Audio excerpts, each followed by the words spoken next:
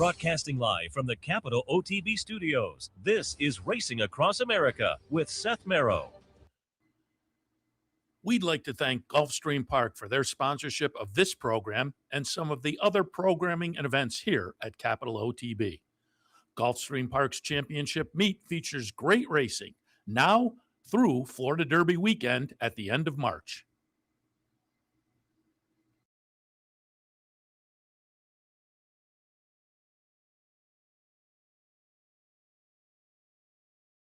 Good morning and welcome to Racing Across America on this Sunday morning. And as usual on a Sunday, we'll recap some of the stakes action from yesterday. And yesterday, obviously, the highlight, the Tampa Bay Derby, great stakes card there underneath as well. And who better to talk to than boots on the ground, Steve Byk. We had him last week down at the Florida Derby. He then proceeded over to Arkansas for the HBPA conference and then back to the west coast of Florida, where he was the last few days doing the radio show, Sirius and XM's At the Races, and then live at the track yesterday. Steve, good morning. Seth, good morning. Capital District, good morning. Happy to have you on board. And before we talk Tampa Bay Derby, I didn't see after the Florida Derby, thoughts on Commandment. Chief, you said it when we had you on the handicapping show in the morning. And again, I appreciated the video of the grandkids enjoying the show again this season. So that was part of the whole play on Florida Derby Day. But you said, don't let Bill Mott cold water you on the whole, well, I wanted the allowance, but now we're in the, and that was true. He shoots a 100 buyer running second. So it was a nice performance for Chief Wallaby, but Commandment ran very well in the victory. Went to the top of a lot of people's list with a 101 buyer. What were your thoughts on last week's race? Well, pretty much with Commandment coming back, and of course you also had Cox yesterday bringing back Further Ado, and I guess I suppose Commandment's return was that much more impressive. Further Ado was not terrible by any means, but Commandment and Chief Wallaby obviously established themselves. We had these two preps this week that are both kind of, just okay. I think when people start to, chew on the figs, they'll start to make a assessment of where this stands. But it's pretty clear. It's pretty clear that the Gulfstream horses, when you fold in Nearly, then actually, Renegade is technically over there too.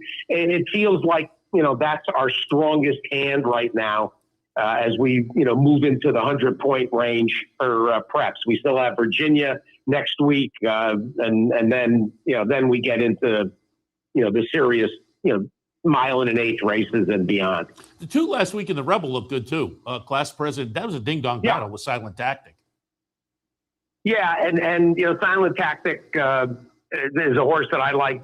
In both, basically, both of these efforts. It's not as if he flattened out. Class President dug in and finished well. So yeah, we'll watch for the Arkansas Derby. Some of those horses may gravitate toward bluegrass and such. We'll see. Then there's Baffert and whatever he's going to do with his hatful of horses. He entered Butane yesterday in the Virginia Derby, for instance.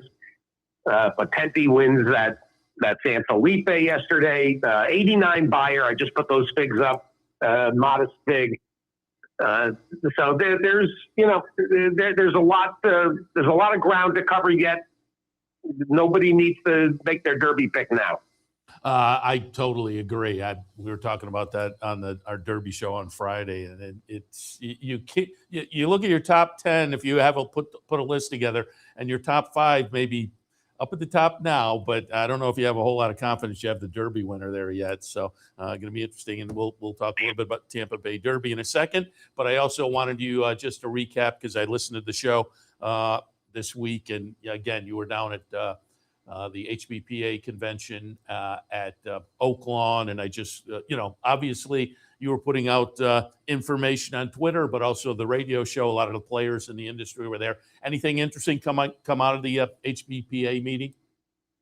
It was obviously topical. Eric Hamelbeck does a fabulous job putting together the conference and the affiliates. Everybody you would want was there. We had a number of important updates, most notably the HISA situation and the legislation. There was also, when I say legislation, I had legal, the legal standing. Real concerns, obviously, about the LASIX decision that the HISA board is going to make. There was a terrific presentation on Thursday about the prediction markets, the Kalshi and Poly market, and this whole thing that is really a threat. It's a threat to a lot of things in basically in the world. The fact that people could offer propositions on racing and, make wagers on it without anything coming back to the industry is a real problem. And so, the racing organizations and the ADWs and pretty much everybody should be watching what's going on. There's over 60 lawsuits from different states that are stepping up and trying to force some regulation on the predictive markets. It's kind of a wait and see situation. So, you got to wait and see. Yeah, no, and it's going to be interesting to see how that plays out, because you're absolutely right. This is definitely a threat, and we'll see how it gets approached and handled over the next few months, certainly. All right, let's get into it. I texted you and said, hey, hop on the show tomorrow. You texted back and you said, happy to do it. And the place is jumping. And looking at the simulcast feed yesterday, you could tell the apron, and I've said it many times, I love Tampa. I think it's a nice little track, great sized facility. So even on an average day, there's some buzz in the building. But I've been there on Tampa Bay Derby Day before, and the place is rocking. And it seemed like that was the situation yesterday. Very much. It was a festive crowd. And, everything was absolutely delightful until that rain came out of nowhere. There was this rogue thunderstorm, basically, that kind of scattered the crowd right as the Derby field was in the paddock. But it didn't take away from the race at all. It didn't change the track, and it was interesting because there had been rain coming into the day. They went so far as to take the fifth race off the turf, which surprised some people. And there was nice wind. Actually, the wind changed directions over the course of the morning into the afternoon. You had a high sun, and so the track dried pretty readily as the day went on. Early on the card, the main track was really playing kindly to speed, but then things started to smooth out. And certainly by the time they ran the Derby, to have a horse like the Puma have the trip that he had is pretty notable. I mean, because he was last early and he was wide every step. This got a 95 buyer. He's going to get a fabulous low number on Thorograph. He's going to get like a 0 at least on Thorograph, given how wide he was. And he was relentless. And Javier Castellano, it should be noted, Castellano is suddenly winning stakes left and right. Yeah. And it all started when the Wall Street Journal wrote that article about the condos being built adjacent to Gulfstream, and somehow they got wind that Javier was buying a penthouse in one of the two towers. These are being built by Giuseppe Isoderna, the former trainer. And so I've been kidding Javier that he has to pay for this condo, and he's doing it by racking up stake wins. He is on a nice little run, and let's talk about it. We'll show the Tampa Bay Derby here. It is the Puma getting it done. Number 8 over number 6, Further Ado, and number 9, Canaletto.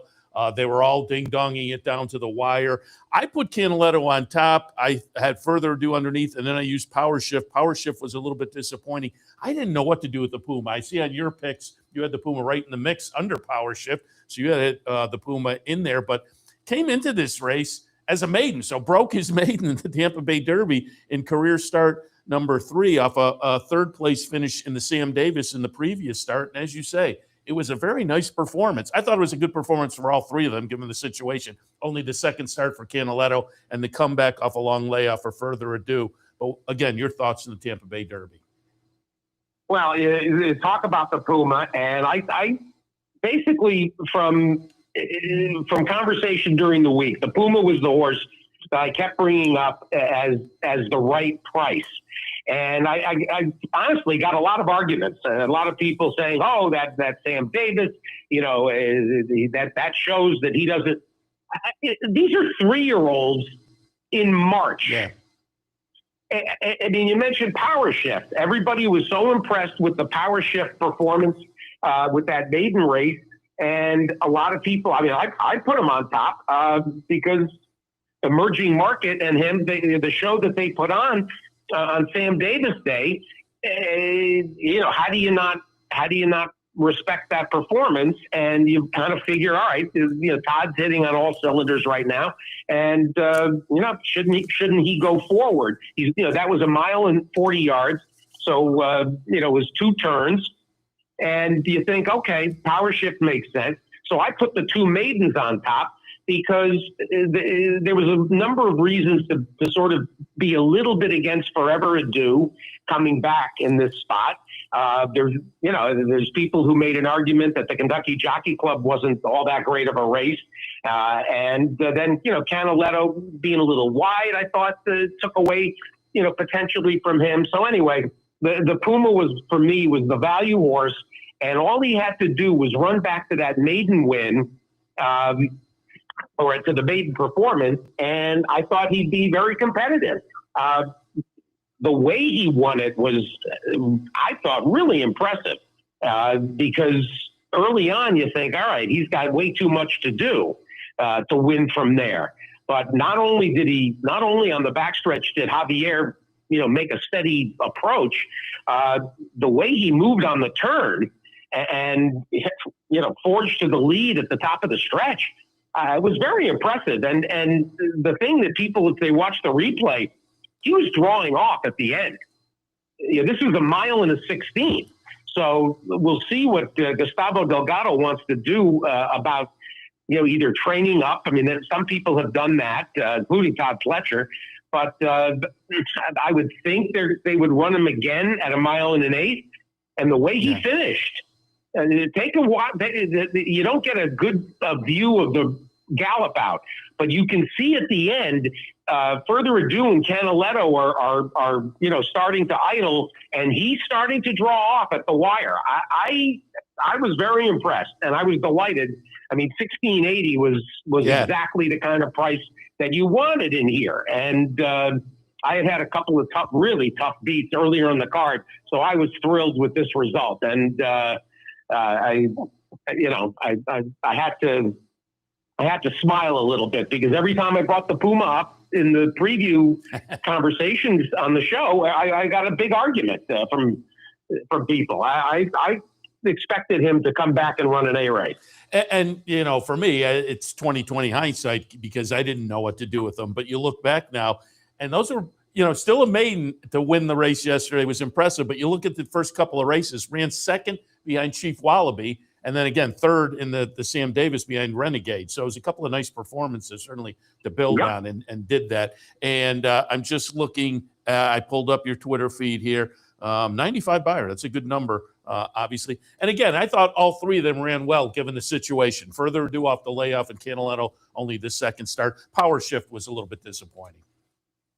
Power Shift never really engaged. Got a little bit. I watched the replay actually a couple of times, and I think being shuffled back early a little bit kind of threw him off. And it's interesting, because Johnny, in back-to-back races, and we'll talk about the Florida Oaks next, Johnny had the opposite problem with Beckman's filly, Coca Motion. He had the opposite problem in the Oaks. She broke too sharp, and he had no choice but to kind of go on with her. In this case, Power Shift, was shuffling his feet and ended up as the chart says he was as far back as 7th. And so he really kind of found himself in an unfamiliar. Again, this is only a second career start. And so to be making definitive statements and making decisions about these horses for later on in the Triple Crown Series, to be making decisions about them based on these races is a little silly. Yeah. And you don't give up on them too soon, and you don't anoint them too soon. This is all, they're all advancing down matriculating down the field, like Hank Stram used to say. So again, nice edition of the Tampa Bay Derby yesterday, as you noted. We'll hit on the Florida. This race I was excited about. I went in the wrong direction, but I thought it was a race you could take a little pop, and it kind of turned out that way. I had some longer prices in my mix, but Dandana got it done at $13. The number was a little light there, the 81, but we'll take a look at the stretch run. It will be Dandana, Flavien Prat on board for Saffie Joseph. Time to Dream was a logical player, went off at 2-1. But Coca Motion, the number 9, I was kind of surprised went off as the favorite. Now, I will say that first race was very impressive, visually impressive, but the number was a little bit light as compared to these. So a little bit lacking in experience too, but Coca Motion runs third, as we see here in the stretch. And again, I was a little surprised that one went off as the favorite, but it was a nice performance by Dandana in only the third career start for Saffie Joseph. As I say, though, the number a little bit light, 81, but your thoughts on the Florida Oaks? Well, there's a few crazy things that are going on in this race, and most notably the fact that Dandana wasn't supposed to run here. Saffie had entered her in an allowance at Gulfstream, and she was put on the AE list. So he only ran here because it didn't look like she was getting into the allowance race. She was 8-1 on Nadow's morning line in that allowance, and here she goes off at 11-2.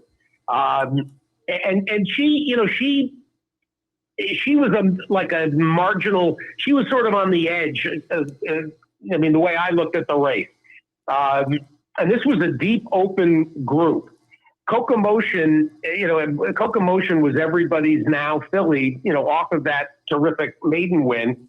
And the interesting thing, as I said, was she broke sharp in here. And I heard Johnny tell Whit Beckman afterward, he goes, I didn't know what else to do. He wasn't going to wrangle her back. But considering the way Dandana won this race, it might have been better actually to kind of ease her back and then let her come with the same one run that she put on to break the maiden.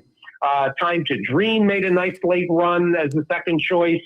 For me, a couple of disappointments. I was hoping that Special Wood, the Glen Hill, Tom Proctor filly, little tiny thing. I mean, she looked like a Great Dane out there. That horse cannot weigh 850 pounds.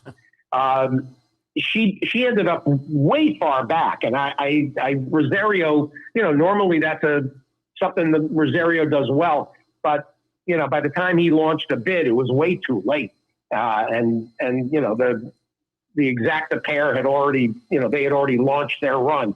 So interesting result. I'll tell you who's a horse that you might hear from as the spring turns into the summer, and that was Abigail, the Miguel Clement. Clement has had a very good winter at Tampa. This is a beautiful, beautiful filly, and she really caught my eye. Constitution filly out of Uncle Mo for Waterville Lake. And I would keep an eye on her. She ran kind of evenly, kind of mid-pack, had a little bit of a mild move, but keep an eye on Abigail out of this. This is one of those divisions that will take some time to start formulating, and we'll watch as they, as they start to go to Keeneland and as they come to New York and the rest of the season. Yeah, Kokomotion going out for Jason Worth's Icon Racing. I saw Jason Worth was at the track yesterday giving some interviews. He had a big group. Oh, and not surprising, because I think he is kind of working the ambassador thing a little bit and introducing new people to the game. That's always nice. Dandana they paid over $1 million for Dandana, a daughter of Tiz the Law. Speaking of which, and again relating to last week, Tiz Dashing looked very good for Jack Knowlton and Sakatoga, and wound up, I think, with a 95 buyer in the 4-year-old debut in the Canadian turf. So that was one of the impressive performances from last weekend as well. Oh, yeah, no doubt. All right, let's go back to the Hillsborough. Again, on the grass at Tampa yesterday, $225,000. And we'll watch the stretch run here. It's going to be number 4, Destino d'Oro, getting it done at 3-1, coming off a couple of stakes victories leading into this. Wound up the 3-year-old season winning the Tropical Park Oaks, then won the Pegasus Philly and Mayor Turf. So came into this and surprisingly got off at 3-1. The favorite was Whiskey Decision, the Chad Brown runner, that will wind up a close-up second here in a ding-dong battle.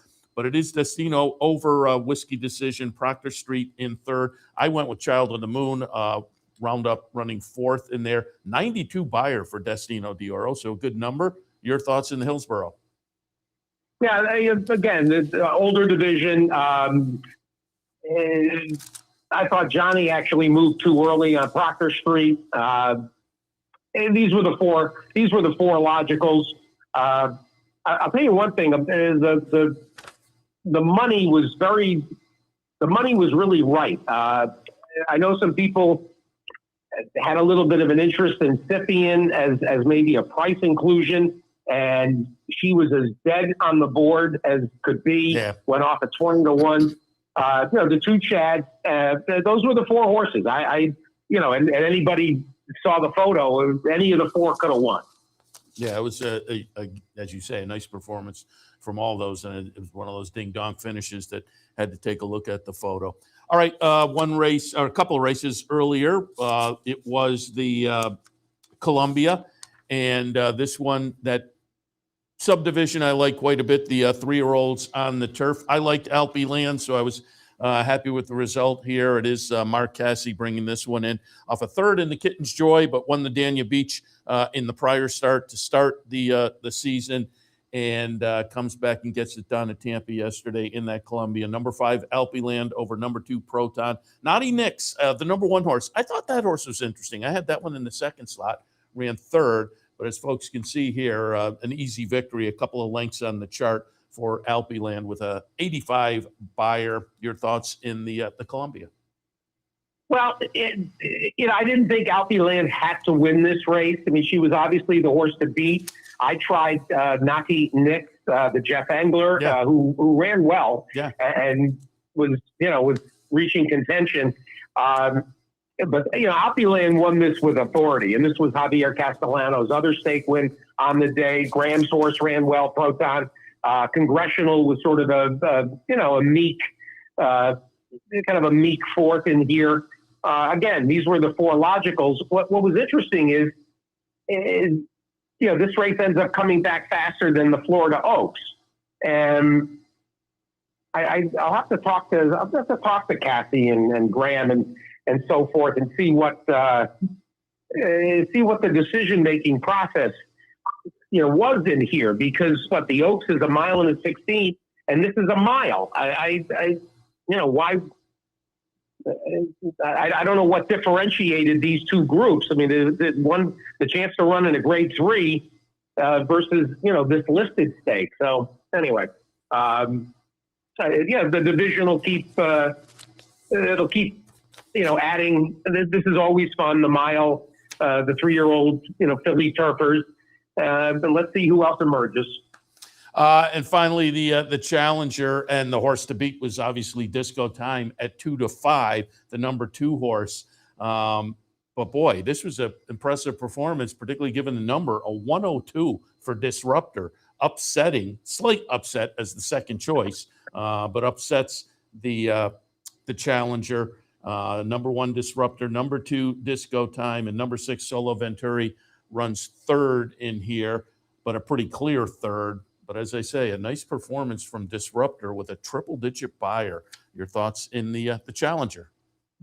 Well, my thoughts are that what was so wonderful and special and worthy of a 2 to 5 on disco time. There were a lot of overbet horses all day yesterday across the country, but this was really nuts. I guess that was based on the Dwyer performance, and for those of us that use the sheets, that use Thorograph, for instance, okay, that was a negative 2 3/4. But after that, his other efforts are very mundane. He got a 2. He got a 2 when he won the St. Louis Derby.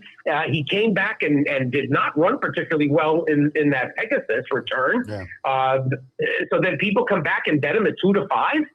I didn't get that. Not that Disruptor was any great value at 3 to 1, but I mean, Disruptor was the horse that you would reach for if you had an alternate view of this race. So, I got to give IRAD credit too. IRAD, basically took control of this and he had a chance for a breather while he was waiting for Pratt to show up with disco time. And when he did, IRAD had an answer and IRAD outfinished him. Then managed to set off a particularly embarrassing performance by the owner. Unbelievable. Oh, well, I mean, you could even if you didn't have the mic up, you could see he was acting like he had won the Breeders' Cup Classic. Well, stakes victory. I just wanted to hit on one more horse. It's $100,000, $120,000 grade 3. I can't defend. Another one I wanted to touch on, the second race, maiden special weight, going 7 furlongs, and nice performance. Make a Motion. You had it on your list of buyers. George Weaver and our friends at Bonaventure, Dan Collins and Bonaventure, second start of the career, and a good-looking win for Make a Motion and that team in the second race. 100%, and it was impressive. It was impressive. In fact, I was with Dave Grenning, and at the last second, Dave was doing some work. Marty McGee was pressed into service yesterday. Pretty funny story. Margot asked Marty to do basically be on the notes team to get jockey quotes because the press office, the publicist at Tampa, up and walked off the job earlier this week. He just decided it was too much. He can't do it. I can't do it anymore. And he's been there as long as I've been going to Tampa, and it was very strange. It put Tampa in a bit of an awkward position on one of I would say their biggest week in terms of the big races. They also, of course, had the big week 2 weeks ago for the 100th anniversary. But he basically just walked off the job. And so Margot rallied, to put together a notes team. Lynn Sneershin, pitched in and did write-ups for the media for Tampa Bay Downs yesterday. But Marty was on hand in the winner's circle regularly. But Dave Grenning and I were together, and Dave at the last minute realized that Make Commotion was a horse that he saw work at Palm Beach Downs. And at the time, he was 5 to 2, and they said, he said, we got to bet this horse. And, ended up at 2 to 1. But, short price is better than a long face. And just before we let you go, we can filter through. You sent some pictures of your week, and we can take a look at those. We'll kick things off. Tom Law was down at the HBPA convention.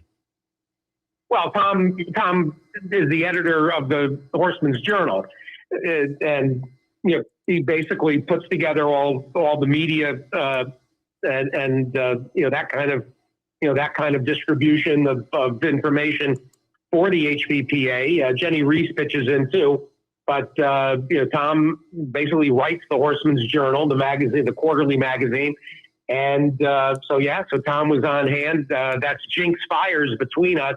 Jinx was acknowledged and feted as the living legend, which is a fairly new concept every year at the HBPA. They pick out the horsemen in whatever community. It doesn't even have to be local. But in this particular case, being at Oaklawn, it was perfect. And Jinx's whole family, all the brothers, were on hand, including Jack, who's wheelchair bound, and Early Fires, his brother, the great Early Fires. It was really nice. That was a particularly nice aspect of the conference. I like that. Yeah, very good. And then from last week down at Gulfstream, you have a little shot in the paddock. A couple veteran trainers. Got to like that. Well, and Rusty, that's Rusty, and for those of you that don't know necessarily who some of these people are, that's Rusty Arnold, of course, and Shug McGahee.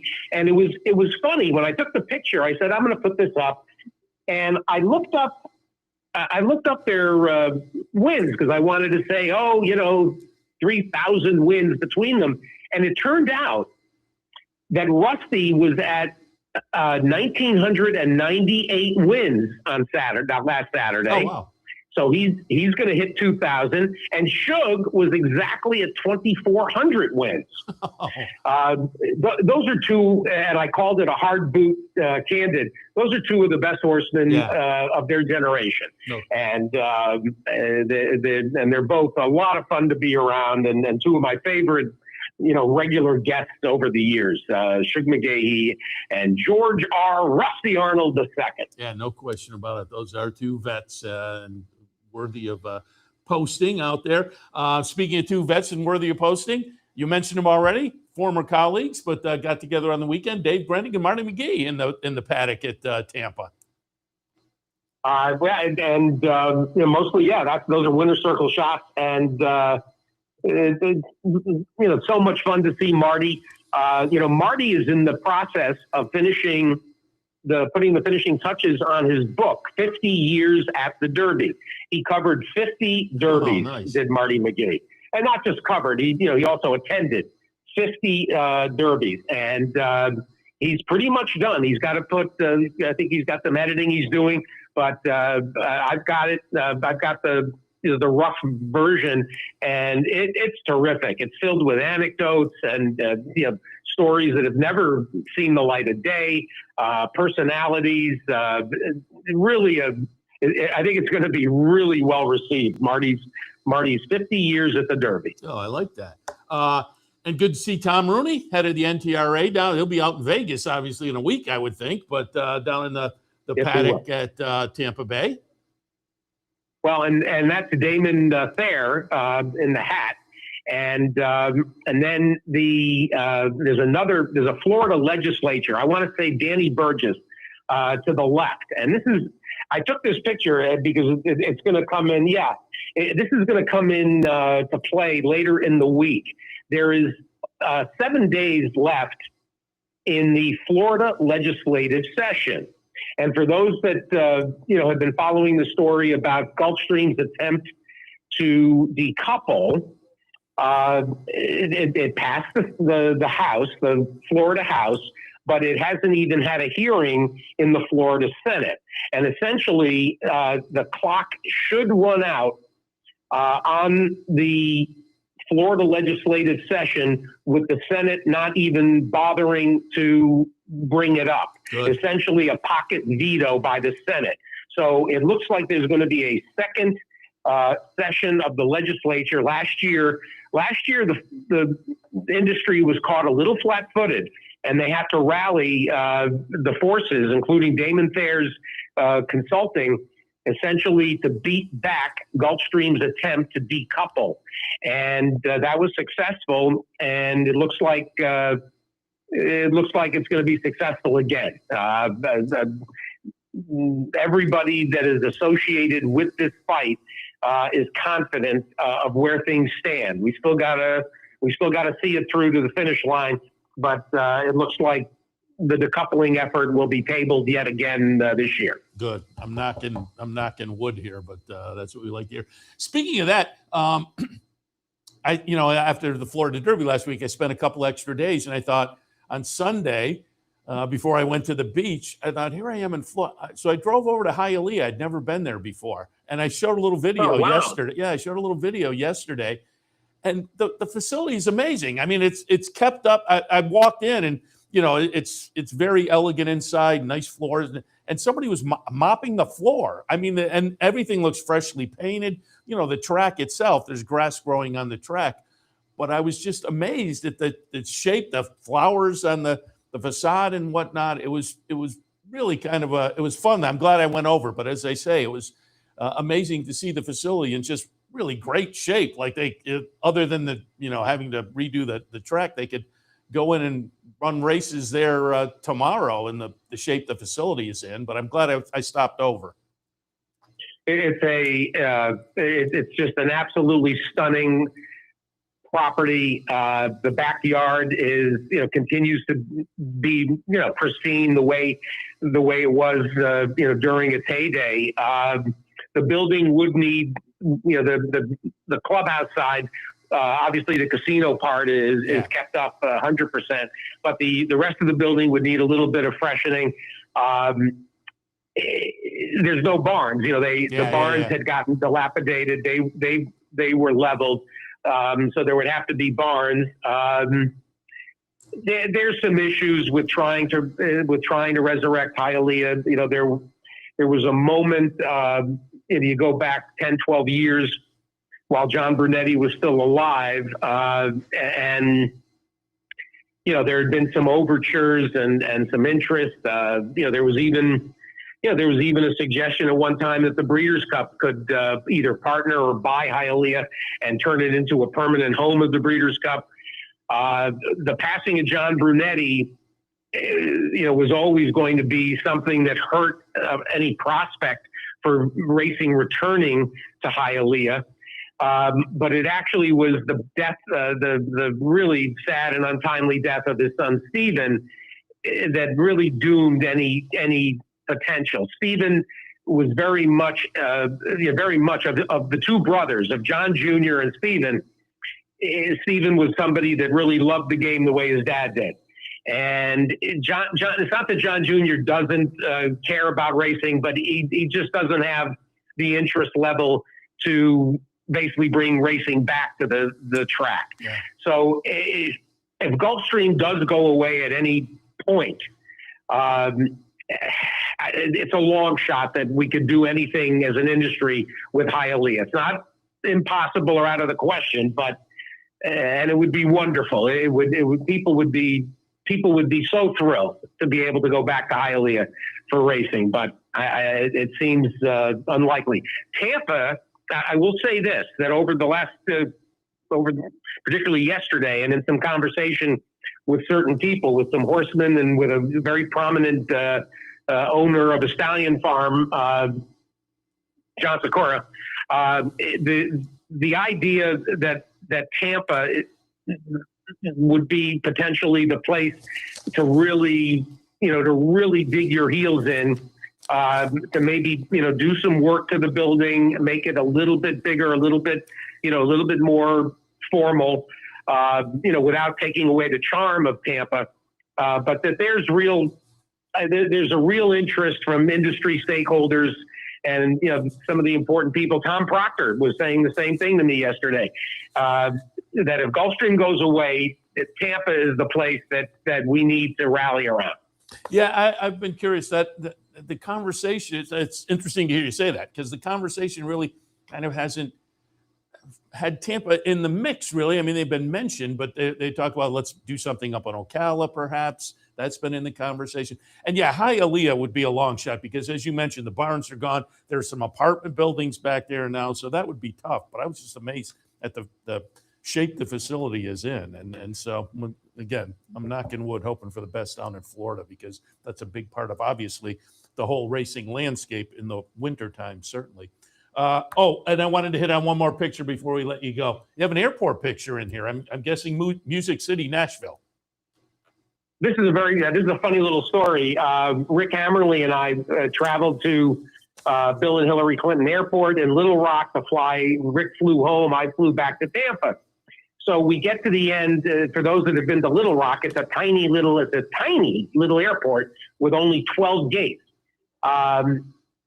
There's less than, I believe somebody said, less than 60 flights in and out of there a week. It's crazy. So we get to the end of the terminal finger, and I see this display. And there's people milling around, and it turns out Southwest had just established a twice-a-day flight from Little Rock to Nashville. And the flight that I was going to be on, which was Little Rock, Nashville, and then Nashville, Tampa, was the first flight of Southwest to Nashville from Little Rock. So they had that husband and wife, Cliff and Susan. They were really nice. Hammer and I talked to them for half an hour, and then they started at 3:30 in the afternoon. They started playing music. A big crowd formed. It was really festive. They were doing food, Nashville hot chicken biscuits, and it was a whole thing. It really was kind of funny and festive. I got a big kick out of it, so I took that picture. Yeah, nice. I like that. Give us the rundown of obviously. I qualified. I'm guessing this has to be the last until the one in Vegas. This has to be the last contest, but I'm playing online today. I got my shot. I qualified on Friday in a little qualifier to get the shot at the NHC. So, but I'm guessing you're going to be headed out there soon. But give us the rundown of where you'll be over the next week with the radio show. Well, I'll be at OBS. I'll be at the Ocala Sale Monday, Tuesday, Wednesday, as always, as the follow-up to Tampa. And then on Wednesday afternoon, we'll head out to Vegas. We'll bring the show. Thursday, regular show. Friday, regular weekend preview. Then in the afternoon, Friday, Saturday, Sunday, the National Horse Players Championship, as always, about 5 hours of coverage a day. And then we'll do a recap getaway show on Monday and be home just in time to make Tina a braised corned beef for St. Patrick's Day. The great tradition. Remember, when you boil, you spoil. When you braise, you earn praise. Braise your corned beef, folks. Do not boil meat. Beef was not meant to be boiled. Braise it. Slice up a bunch of onion, put it on top of the corned beef, a little bit of liquid, seal it up with foil, braise it for a few hours. You'll never do it a different way again. I like it. I was about to say boiling does not even sound appetizing to me. But hopefully, hopefully I'm successful this afternoon. I see you out in Vegas, but we'll see how that all works out. Because again, I'm sure there will be plenty of entrants this afternoon, but I'm going to take my shot. So, and again, I highly tell people to check out the radio show from Vegas. You guys do a great job every year. Will Rick Hammer be out there with you again? Hammer will be out, of course, and Richie Yang. Rich is not going to join us. He's still dealing, I think, with the aftermath of his wife's unexpected passing, which is just about exactly a year this week. So Rich, unfortunately, isn't going to be there, but there'll be a parade of guests. Rachel McLaughlin from Horseshoe, and of course, with that Horseshoe Indy or Horseshoe Vegas, but as a Caesars employee, she's the sort of official hostess. So Rachel will pop on. We'll have tons of players and industry personalities that'll be on hand. It's always fun. Yeah, it's like a horse players convention. We always say that. And part of the fun of the show is you get some of the players to come over and sit with you and pick their brains a little bit on their strategies and whatnot. So definitely worth the listen. Steve, as always, appreciate the visit. The boots on the ground from Tampa Bay. Travel safe over the next week, and we'll talk again. Seth, thank you. We'll talk to you. I missed you this week, of course, because of HBPA, but we'll catch up later in the week on there. Sounds good. Hey, good luck. Good luck today. Get it done. Appreciate it. Steve Byk, again, Sirius XM's At the Races. You can tune it in. We have the replay here on the mornings as well, but you can go to the website and pull it up there, or again, listen on SiriusXM. All right, we'll take a break. When we come back, we'll look at a couple more replays from yesterday. They had a big day out at Santa Anita, and they also had a nice race at Oaklawn, the Azeri. So we'll take a look at some of that action when we come back. Stay tuned. The championship season is on at Gulfstream Park. Great horse racing action Thursday through Sunday. Come out and enjoy the world's best horses, trainers, and jockeys as they compete over the Hallandale Beach Oval all season long. Take your experience up a notch and join us in 10 Palms Restaurant with unbeatable track views, outstanding dining, and convenient wagering options. For reservations, event schedules, tickets, and more, head to GulfstreamPark.com. If you don't have a Capital OTB account yet, now is the time to log on and take advantage of the sign-up bonus. More details at capitalotb.com. Become a Capital OTB account member now and enjoy free past performances, wagering from any device, live streaming, racing info, contests, promotion and events, and more. So sign up now and take advantage of the new account bonus. Details at capitalotb.com. Want to get your career in horse racing off to a fast start? Well, the University of Arizona's Racetrack Industry Program is your winning ticket. The Racetrack Industry Program has served as a springboard to some of the industry's most successful individuals, with a proven track record of job placement right out of college. If you want to earn a degree in the exciting horse racing industry, the Racetrack Industry Program can put you in the winner's circle. Welcome back. We have a few minutes here. So again, we'll take a look at some more of that stakes action from other parts of the country yesterday. The Azeri at Oaklawn, that obviously gets some attention because Nitrogen was in there. Nitrogen went off as the 30-cent to a dollar favorite off the seasonal debut, the win in the Bay of Koa, February 7th down at Oaklawn. And off of that effort, the 4-year-old debut, certainly I think deserved to be the favorite, but disappointed a little bit. Nitrogen, the number 2 horse, will run third. Again, it's the 30-cent to a dollar favorite. The winner's going to be Majestic Oops at 9-1.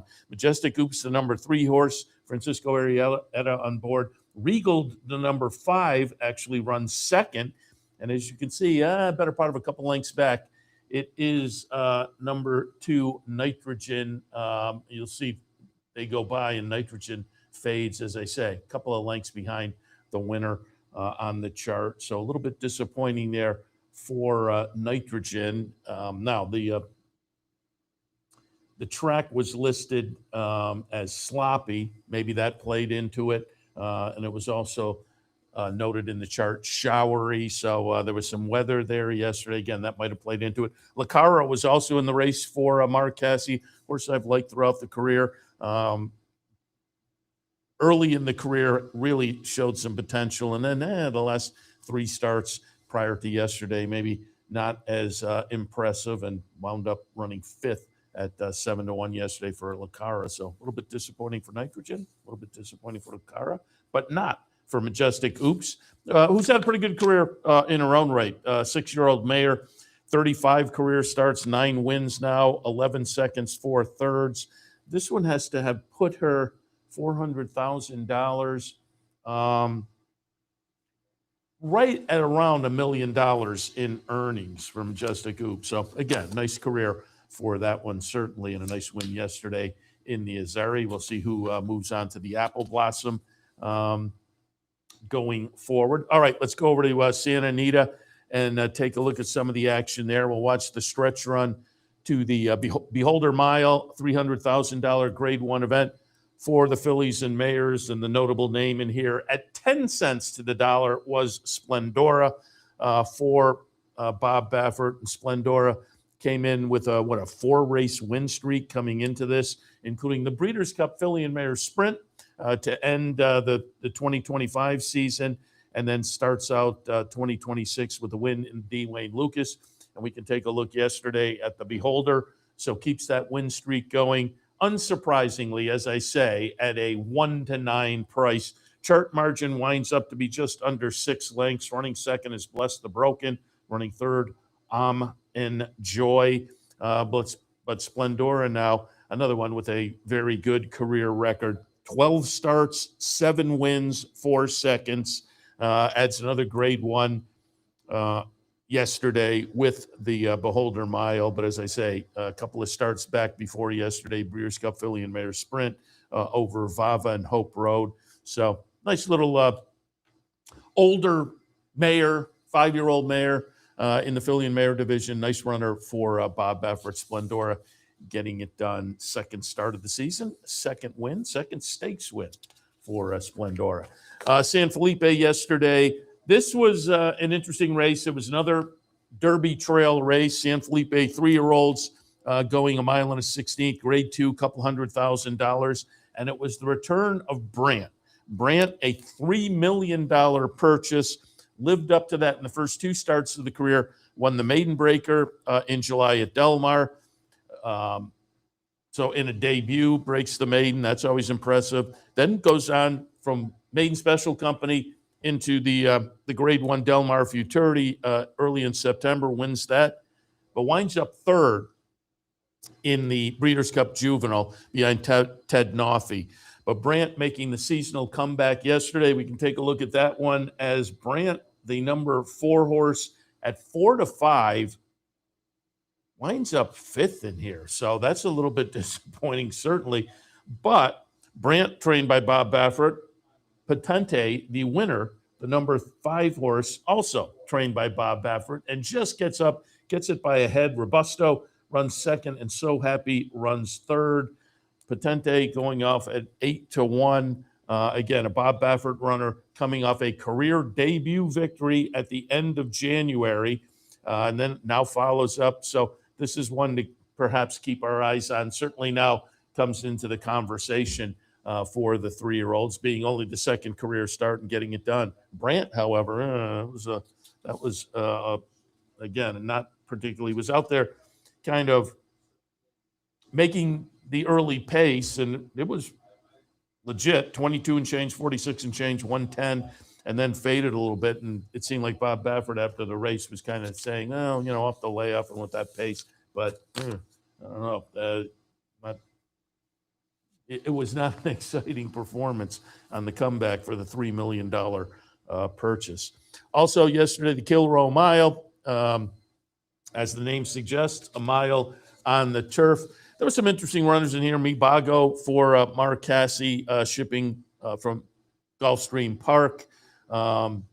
Gas Me Up coming in off a stakes win out in Southern California, 2-back, and then a second place finish last time in a stake to Thunder Road. El Patente came out of the win in the Thunder Road and was also in yesterday. And off of that win in the Thunder Road, El Patente went off as the 9-5 favorite.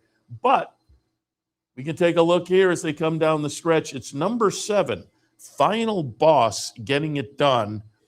John Sadler, West Point Thoroughbreds and Company. Again, number 7 scores in here in a half-length victory by the chart. You can see a gutsy performance as that looked like the 3-horse El Patente, the favorite, was going to go on by, but couldn't go on by. Juan Hernandez on board for, as I say, West Point and Company and John Sadler at 31-1, the longest price on the board. So again, congratulations to our friends at West Point with a nice victory there in the seasonal debut. Hadn't been seen since September. So that was a nice performance. 8-1 on the morning line, went off at 31-1. 6th victory in the 15th career start. So nice little runner out there now in the 5-year-old season, kicking it off in fine fashion with a win in the Grade 2 Kilroe Mile. And finally on the card, I said it yesterday, Not Your Father's Big Cap, Santa Anita Handicap. Traditionally, one of the early season potent races for the handicap division in the country. It didn't quite work out this year. With the scratch, it scratched down to a field of 5. The favorite, and an overwhelming favorite, was Just a Touch at 3-5.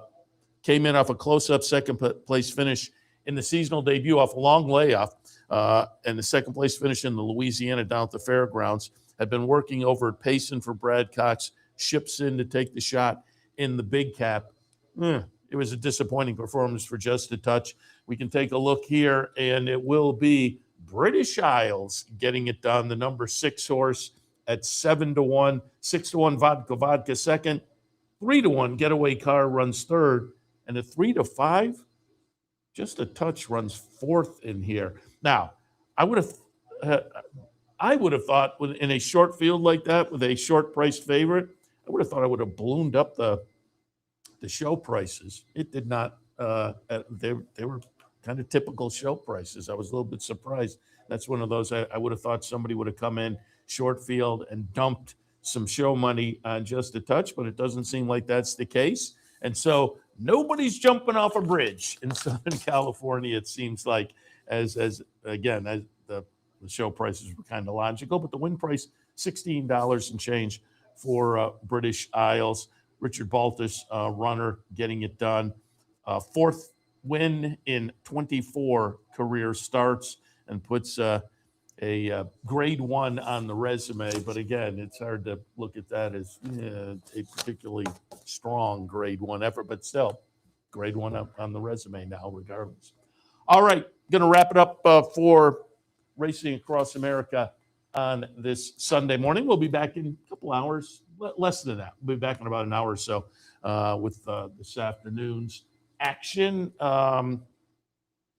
Well, probably an hour and a half, as Gulfstream will kick off at 12:50 and Aqueduct will kick off at 1:10. And I would think Gulfstream moved their post time to 12:50 this week. Aqueduct has kind of been going 1:10 depending on how many races they have.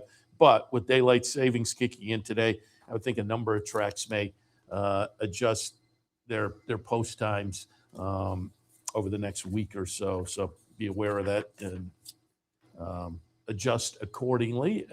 Again, with the 12:50 post at Gulfstream, we'll probably kick things off. OTB Live this afternoon, about an hour and a half. Also, keep in mind that today here at the Clubhouse Racebook Exacta Board contest. We'd love to have you come down and enjoy a little extra fun this afternoon here at the Clubhouse Racebook, 711 Central Avenue in Albany. I will also alert you, there is a Pick 3 bankroll coming up on Friday. I will have $150 to play on behalf of the bankroll team. Should be fun. Looking forward to it. The last couple, I will readily admit, were not what I would have liked. Everybody came out with a little bit of money over the last couple. But we've had a few of these that have paid off very nicely, and that clearly will be the game plan again on Friday. I hit a couple of nice pick 3s down at Gulfstream on Florida Derby Day. I said to Shannon Donovan, our marketing guy, too bad we didn't have a bankroll today. It would have been a great result for the team. But we'll try to do it on Friday. But I note it because entries open today. If you go to capitalotb.com, click on the promotions link, look for that graphic with the bankroll for Friday. Click on that, fill out the entry form. We'll select the team probably Tuesday or Wednesday. So again, online Pick 3 bankroll coming up on Friday. Entries are open today at capitalotb.com. Also alert you that this coming Friday, not only the bankroll, Pick 3 online bankroll, but we'll be at Boulevard Bowl in Schenectady with the Fan Appreciation Day. So keep that in mind as well. We'll be there with TV also. So again, Boulevard Bowl on Friday for a Fan Appreciation Day. If you're a patron down in that direction, stop by and we will say thank you to you for your patronage. And again, we'll have some cut-ins live during the afternoon here on the network. All right, Seth Merrow wrapping it up for a Sunday morning, but we'll kick in Sunday afternoon OTB Live. And as they say, about an hour and a half or so. See you then.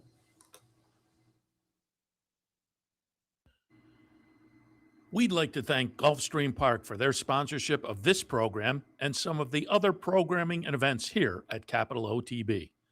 Gulfstream Park's championship meet features great racing now through Florida Derby weekend at the end of March.